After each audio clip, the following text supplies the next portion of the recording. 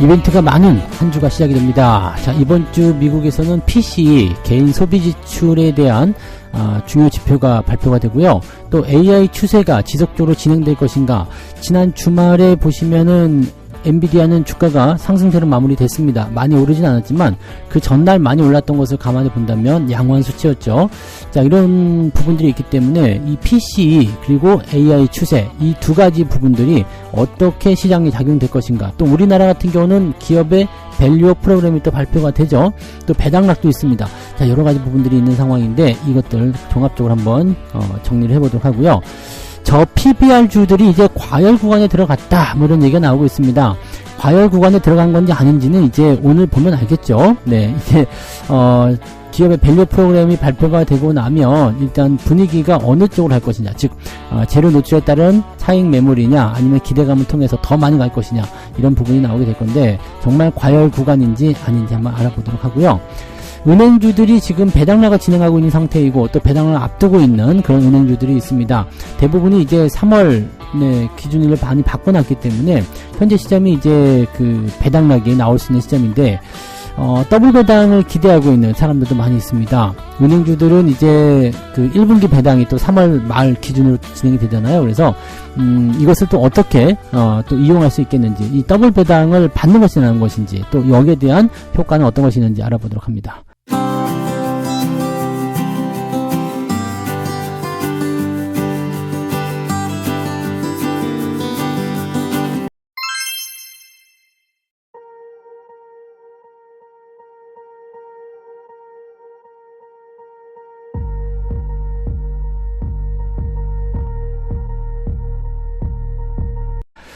네, 반갑습니다. 자, 오늘은 2월 26일 월요일입니다. 2월달도 다 끝나가네요. 네, 올해는 6년이기 때문에 29일까지 있는 달이긴 합니다만, 야, 그래도, 네, 2월달이 얼마 남지 않았어요. 그리고 이번 주간은 3월 1일이 휴일이기 때문에, 4거래일밖에 진행이 되지 않죠. 그래서 약간, 네, 좀, 뭐랄까, 치열한 공방전 이런 거 예상됩니다. 자, 2월 월말이기 때문에 윈도우 드레싱도 약간은 기대할 수 있는 상황이기도 하고요. 그러니까, 여러 가지 부분 종합해 본다라면, 야, 이거 뭐 오늘 이번 주에는 좀 뭔가 대단한 변수들이 많을 것 같은데 라는 느낌들을 좀 가지실 수 있을 것 같아요. 한번 살펴보도록 할게요. 이번 주 시장에서 가장 큰 관심사는 AI 열풍이 모멘텀을 계속 이어갈 것이냐, 즉 추세를 계속 이어갈 수 있겠느냐라는 부분인데, 이 AI 같은 부분에서는 지금 엔비디아가 워낙 실적을 세게 만들어 놓은 상태이기 때문에 기대감들이 계속 나와 있습니다. 사람들은 이걸 두고서 걱정이 된다, 많이 올랐다, 고평가다 등등 말은 많습니다만 AI가 제대로 시작한 게 없잖아요. 그죠? 네.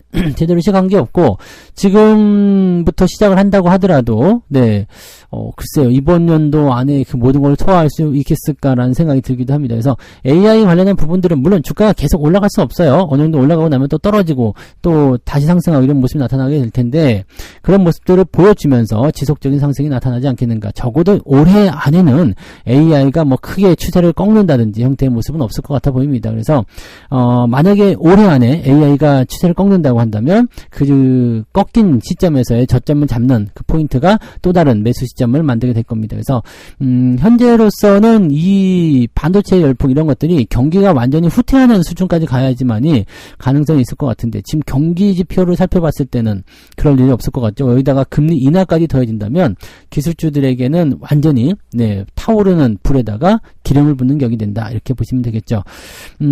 중요한 거는 미국만 이렇게 올라가는 것이 아니라 전 세계적으로 증시가 강세를 보이고 있기 때문이다 라고 되어 있습니다. 지금 뭐 일본 같은 경우도 사상 최고치 기록을 하고 있는 모습이고요. 유럽 같은 경우도 마찬가지고요. 특히 대만, 이런 쪽은 AI 열풍 통해서 대만도 사상 최고치죠. 지금 주요 국가들이 전부 다 사상 최고치입니다.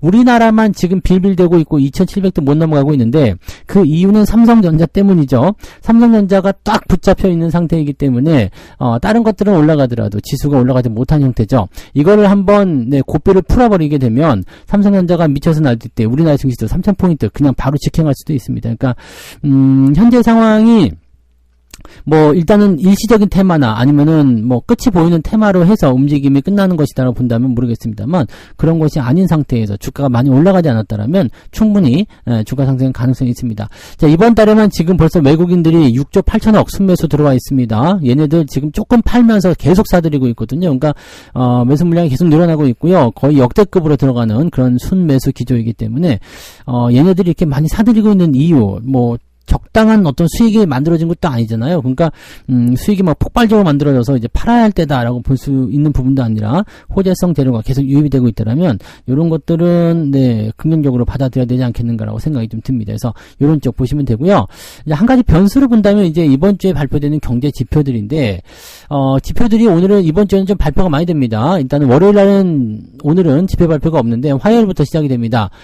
신규 주택 판매 있죠. 뉴 홈 세일 해가지고 신규 주택 판매 건수 요거는 이제 조금 늘어납니다. 신규주택 판매가 늘어나게 되면 경기가 좋다는 의미가 됩니다. 그 다음에 네 코어 듀레이블 굿 굿즈, 네, 오더스. 뭐, 이거 다 필요 없고요. 네, 중요한 거는 이제 핵심, 네, 코어죠. 핵심 내구재 주문입니다.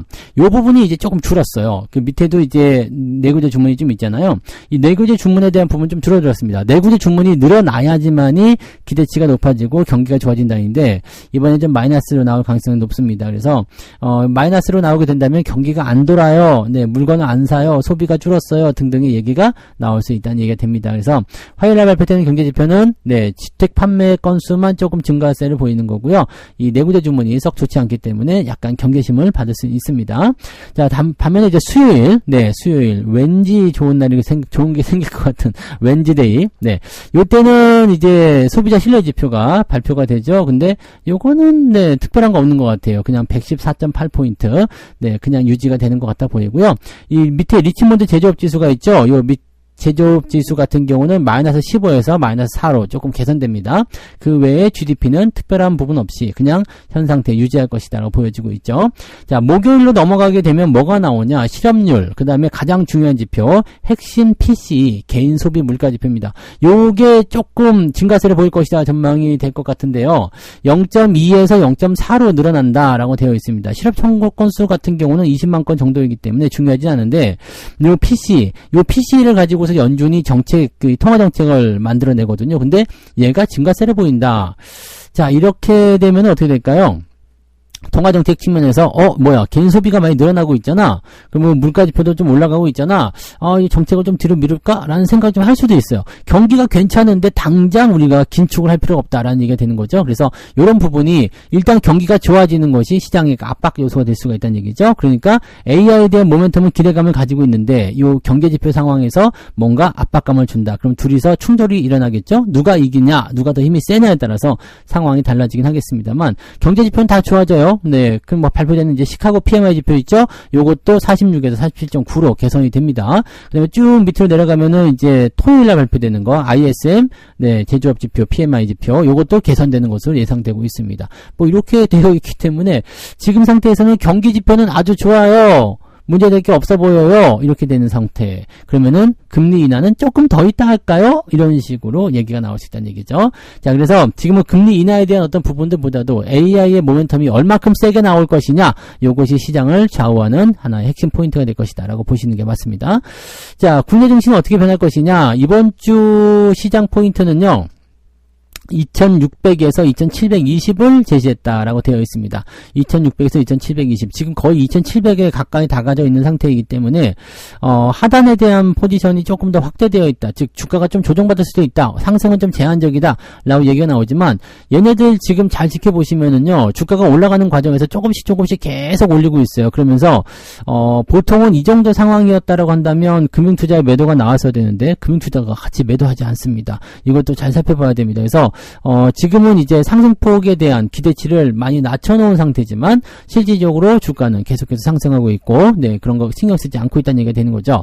자, NH투자증권에서 나오는 이야기는요, 밸류업 정책 발표 이후에 분위기 어떻게 될 것인지 아직 모르지만, 네, 어떻게 될 것이냐 이런 부분이고요. 은행주의 배당락이 다 시작됩니다. 이번 주에는 이제 현대차도 있죠. 그래서 이 주요 기업들의 배당락으로 인해 가지고 이제 주가가 약간 흔들릴 수도 있다. 뭐 이런 식의 얘기를 좀 하고 있는 모습이긴 합니다. 있습니다. 신한투자 같은 경우는 물가 상승 둔화에 대한 기대감 축소, 그래서 금리 인하가 지연된다. 아까 전에 말씀했던 내용들이고요. 그래서 지금 현재 시점에서는 금리에 대한 부분들보다도 네, 가치주 이런 쪽으로 보시는 게 더 맞다. 그래서 성장주보다는 가치주가 맞다라고 얘기하는 부분도 있고요. 오히려 성장주 쪽에 네, 더 집중해야 된다는 얘기도 있습니다. 네, 근데 성장주에 하느냐, 가치주에 하느냐는 각자의 판단이고요. 네, 각자의 성향이겠죠.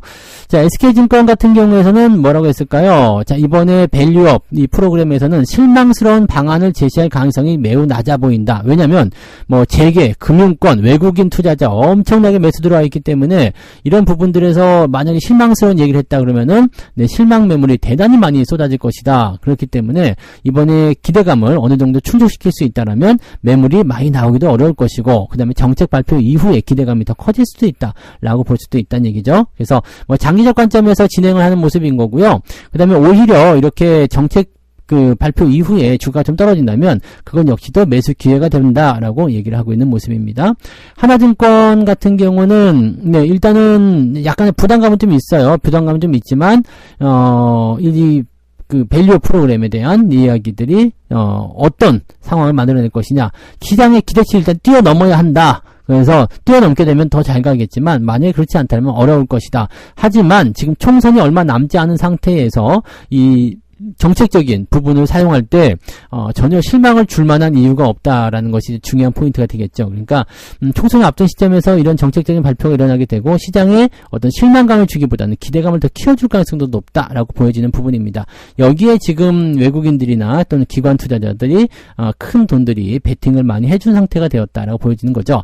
지금은 이제 발표 이전의 상황이기 때문에 약간 관망세를 보이고 있지만 충분히 이런 것들을 극복할 것이다라는 얘기가 나오고 있는 부분입니다. 전반적으로 봐서는 국내 증시 또는 해외 증시 전부 다 기대감은 가지고 있다고 보시면 되겠네요. 네, 경제 지표도 좋아지고 있기 때문에 뭐 사실적으로 이렇게 주가가 폭락을 해야 되거나 뭐 이상해져야 될 이유는 전혀 없어 보입니다. 네, 두 번째 이야기 넘어갑니다. 저 PBR주 이야기 또 나옵니다. 과열 구간에 접어든 저 PBR주. 이제는 순환매가 될 것인가 이런 건데, 자, 저 PBR 관련주들의 움직임들이 굉장히 네, 강하게 나타나고요. 현대차가 네, 이번 달 들어서만 무려 25%나 상승했다라고 되어 있죠. 자, 장중 신고가가 26만 1,000원이었고요. 네, 지금은 24만 4,000원. 뭐 이 정도도 뭐 나쁘지 않습니다. 네, 19만 할 때 매수했던 현대차인데 24만 4,000원. 네, 괜찮죠? 자, 그다음에 삼성생명을 앞세운 금융주들의 상승세가 유지되고 있다는 것도 고민할 필요가 있는 부분이고요. 그래서 신고가에 대한 부분들이 금융주 섹터, 저 PBR, 배당 뭐 이런 쪽에서 많이 집중된 모습이었고요.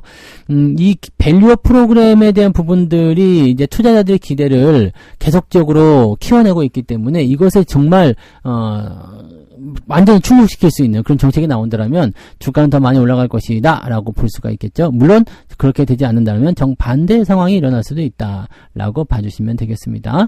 그래서 지금 최근에 보시면은 밸류업 기대감으로 주가가 상승한 종목도 굉장히 많았잖아요. 근데 최근 들어서면서 또 주춤하는 모습도 같이 보여주고 있다는 거. 자, 이것도 생각해 볼 필요가 있겠죠. 약간 경계심을 가지고 있다 이렇게 판단하시는 게 맞지 않을까 보여지는데요. 자, 그런 부분들 체크하시면서 가시면 됩니다. 뭐 현재로서는 정책이 실망적이지 않을 것 같아 보이기 때문에, 또 만약에 그랬을 거였다면은 외국계 쪽에서의 매수가 그렇게 강하게 들어올 수가 없겠죠. 그러니까 지금 상태에서는 여러분들 수급 분석해 보시면 아시겠지만 종목들한테서 매도가 떨어지지 않습니다. 오히려 더 많이 사들이는 모습도 나타나고 개인들 위주의 매도가 나타나고 있기 때문에 주가 변동성은 네, 오히려 우리한테는 긍정적인 방향이 나오지 않을까라고 판단해 볼 수가 있을 것 같아요.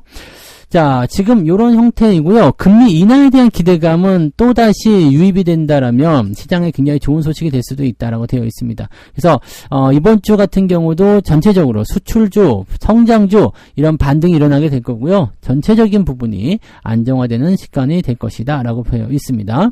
자, 저 PBR 랠리를 이끌었던 외국인들의 순매수, 이 외국인들의 순매수가 매도로 전환되기 시작하면 주가가 변동성을 많이 보일 수가 있거든요. 근데 주가가 지금 많이 올라오지는 않은 상태에서 여기서 매도하자 이렇게 얘기를 할 것 같지는 않고, 지금 현재 외국인 순매수가 쏠리는 부분들은 반도체가 거의 뭐 주도력이라고 볼 수가 있는데 2차전지 쪽에서 불확실성, 그 다음에 거기서 빠져나온 자금들이 이쪽으로 몰리고 있다라고 생각을 해주실 필요가 있겠습니다. 네, 이것만 들어보면은 아주 좋은 소식이라고 생각할 수 있을 것 같은데요. 이번 달 외국인 매수 자금은 2013 2023년 9월, 네, 그때 이어서 역대 두 번째 높은 수치, 이제 6조 8천억 샀는데, 아직 이번 달 더 남았잖아요. 4일 정도 남았기 때문에, 이 4일 동안에 2조 2천억, 네, 이 정도만 더 사주면, 네, 역대급이 될 것 같긴 하죠. 네, 조금만 더 사면 역대급이 될 수 있습니다. 그래서, 이 외국인들이 가장 많이 사는 이 포지션들을 한번 생각해 볼 필요가 있겠고요.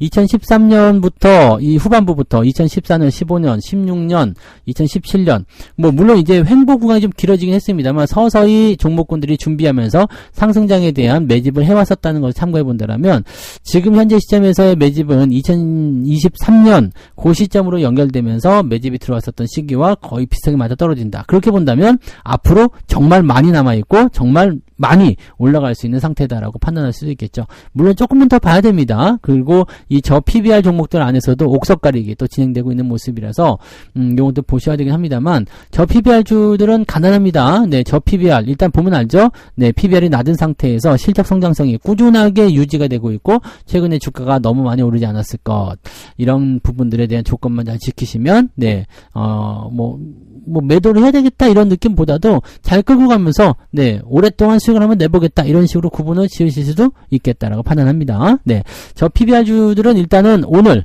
네, 정책 발표 한번 살펴보고 그 다음에 결정들을 하시면 좋겠습니다. 자, 세 번째 이야기, 은행주들 더블 배당에 대한 기대감이 확산되고 있다. 물론 이제 배당락에 대한 이제 우려감, 변수도 있다라고 되어 있긴 한데 더블 배당이라는 것은 뭐냐면, 이제 4분기 배당이 지금 이제 3월 달에 나오잖아요. 그리고, 이제 원래 1분기 배당, 분기 배당하는 기업들이 1분기 배당을 지금 준단 말이죠. 3월 말 기준으로. 그래서, 이렇게 되면은, 네, 잠깐 사이에, 네, 더블 배당, 즉, 4분기 배당과 1분기 배당을 다 받을 수 있지 않겠느냐. 이런 식으로 얘기가 나오는 거죠.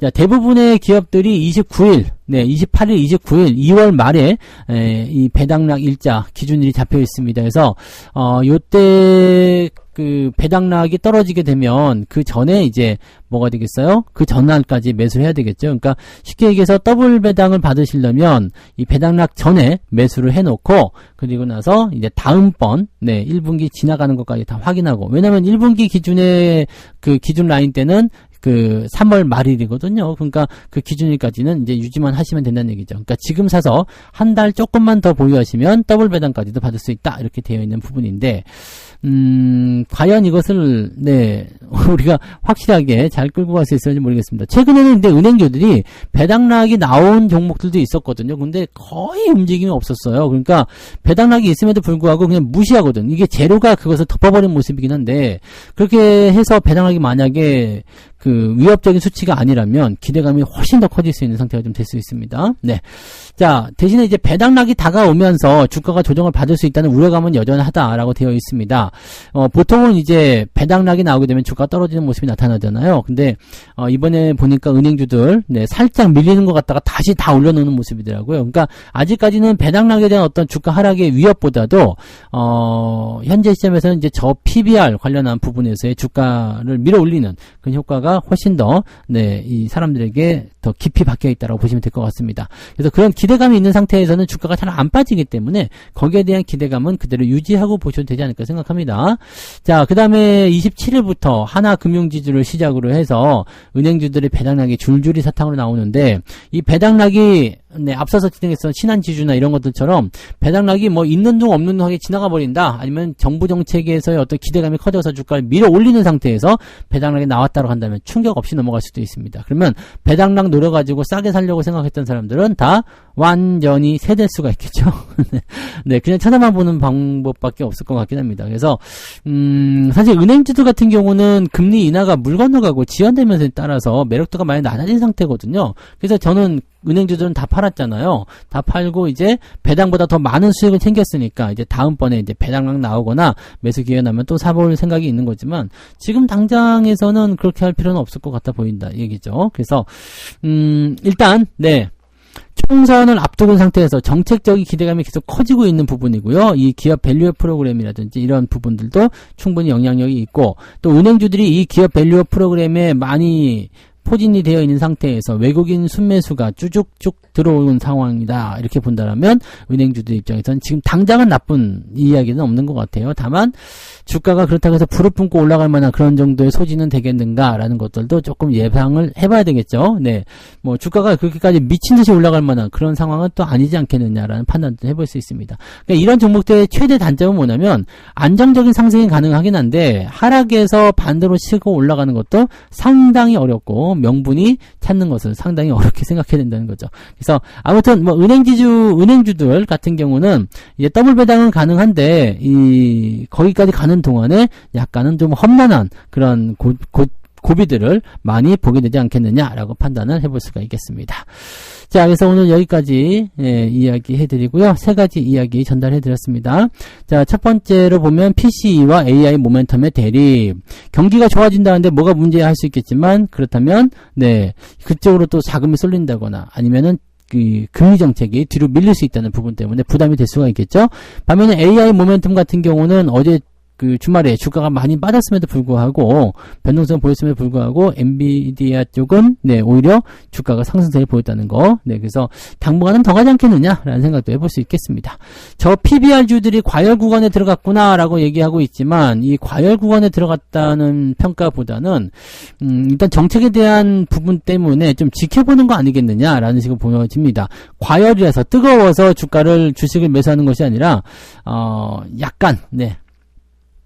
약간은 이제 정책에 대한 불안감도 있고 하니까 좀 지켜보자라는 식으로 얘기가 나온 것이다 라고 보시면 되겠죠. 은행주들이 더블 배당 기대감이 높아졌다. 더블 배당 받으시려면 기준일 전까지 매수하셔가지고 네, 1분기 기준일 지나는 3월 말일까지는 보유하고 계셔야 됩니다.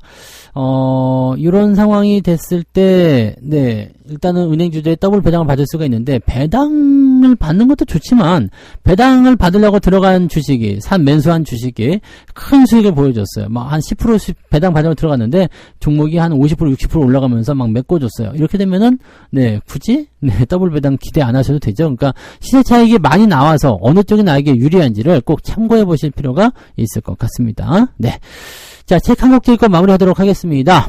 159페이지 보세요. 쓰레기는 아무리 모아도 쓰레기에 지나지 않는다. 가끔 부실한 저가주를 몇만 주나 보유했다면서 좋아하는 사람들이 있는데 그런 건 몇만 주보다 네, 비싼 우량주 몇 줄 또는 몇십 주를 보유하는 것이 훨씬 더 이득이 될 수 있다. 왜냐면 부실주들 같은 경우는 주가가 올라가는 척 하다가 계속 떨어지거든요. 근데